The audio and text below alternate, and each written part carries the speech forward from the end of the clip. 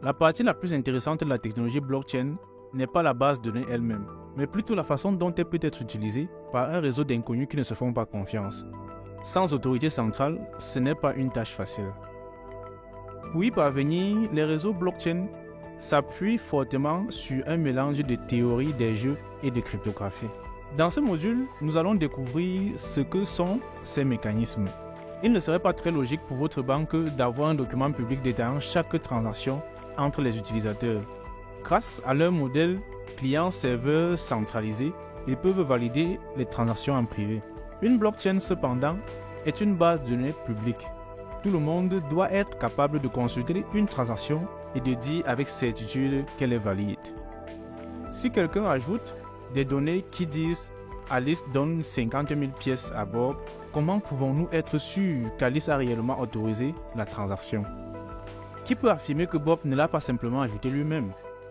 Vous pourriez utiliser un système de mots de passe, mais cela vous offrirait deux options. Soit vous utilisez une entité centralisée pour les vérifier, soit Alice publie son mot de passe pour chaque transaction.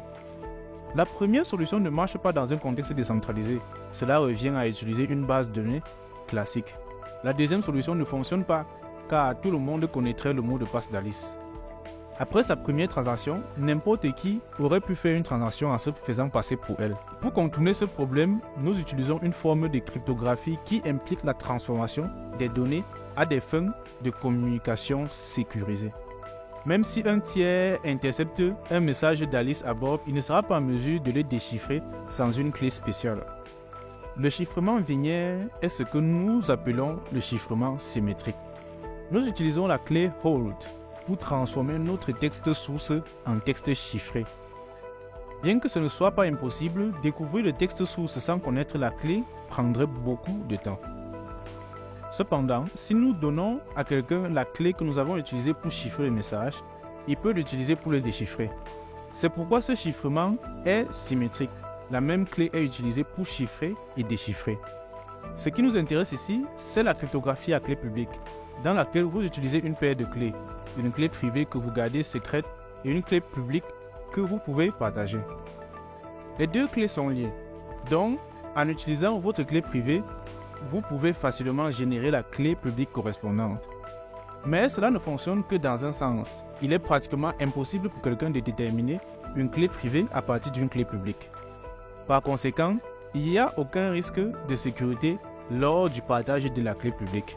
En fait, vous êtes obligé de la partager pour effectuer des transactions. Les détenteurs de clés privées peuvent écrire un message et le signer numériquement à l'aide de leur clé privée.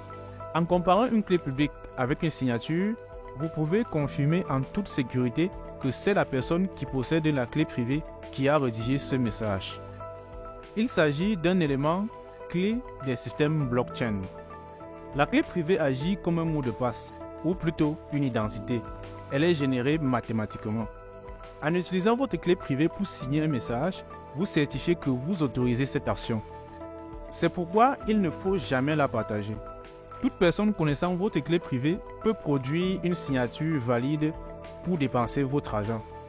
Pour résumer, les blocs sont constitués de messages qui disent quelque chose comme « Moi, Alice, je paye 50 000 pièces à Bob et voici ma signature pour prouver que j'ai autorisé cette transaction. » Ce message est transmis sur le réseau pair à pair afin que les utilisateurs vérifient que la signature corresponde à la clé publique d'Alice. Si ce n'est pas le cas, ils l'ignoreront et la transaction ne sera pas validée. Nous avons trouvé un moyen d'empêcher des étrangers de dépenser les fonds d'Alice. Mais nous n'avons pas encore compris comment empêcher Alice de dépenser deux fois les mêmes fonds. Comment décidons-nous quelle transaction inclure dans la blockchain? Qui décide? Comment atteindre un consensus dans un système distribué? Nous répondrons à ces questions dans le prochain module.